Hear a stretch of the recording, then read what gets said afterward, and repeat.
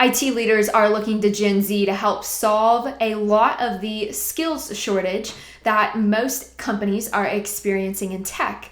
But the younger generation isn't feeling adequately prepared to fill that gap, largely because employers and educators are falling short.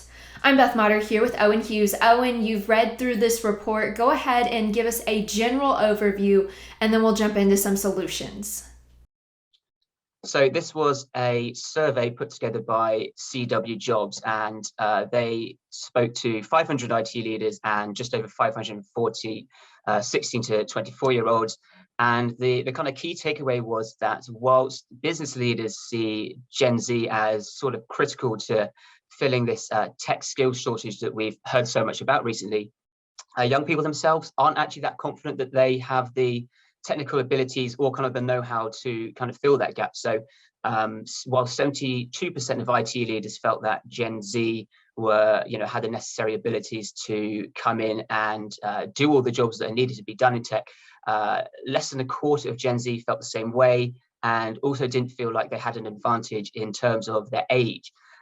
This is kind of quite telling. I mean, the sort of disconnect here really kind of shows that we've got a lot of work to do in basically equipping young people with the skills and the knowledge they need to get a role in technology, but also kind of opening up the industry a bit more, communicating some of the benefits of a job in tech, which young people generally realize is very promising and lucrative, and really try and get more of the young people into the pipeline so they can fill these tech shortages that we're hearing about.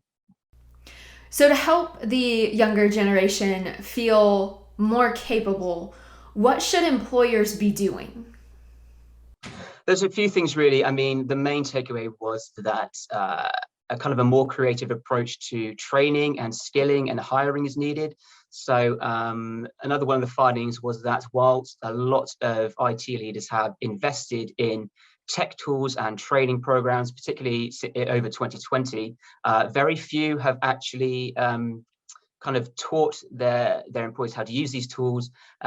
Also, at the same time, there are many businesses who just flat out said that they wouldn't know how to train up Generation Z, even if they did have the resources to do so. So this is about taking different approaches to training. You know, it could be drop-in sessions, boot camps, kind of mentoring, thinking outside the box, and just kind of setting lower barriers to entry. So not necessarily only taking on candidates who have loads of technical experience already, taking on candidates who have, look like they have potential, have a willingness to learn.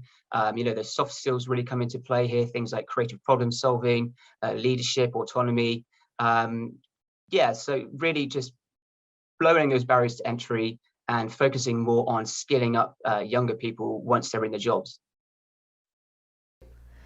Okay, so on top of all of that, what else can companies be doing to attract Gen Z and younger employees? Are there some programs and stuff that they can really be pushing? Is it mental health awareness? Is it more diversity?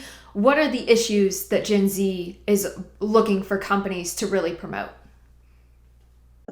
Yeah, so it's about, as I said, communication, showing the value that soft skills bring to these roles, but it's also about kind of reflecting the values of younger people. So CW Jobs report also showed that young people are more likely to be drawn to roles that kind of reflect their own values and belief systems. So things like net carbon zero ambitions, promoting racial and gender diversity, and then kind of supporting their pastoral needs. So things like good work-life balance and mental health support are all really important to everybody, but particularly the younger generation.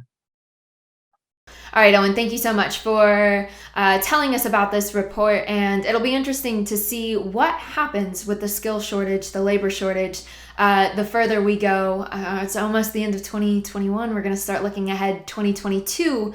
It'll be interesting to see how Gen Z begins to fill in to some of these gaps. As always, we've got a link below to this article that Owen has written where it has the full report included. Thank you so much for watching, and be sure to stick with ZDNet for all things tech.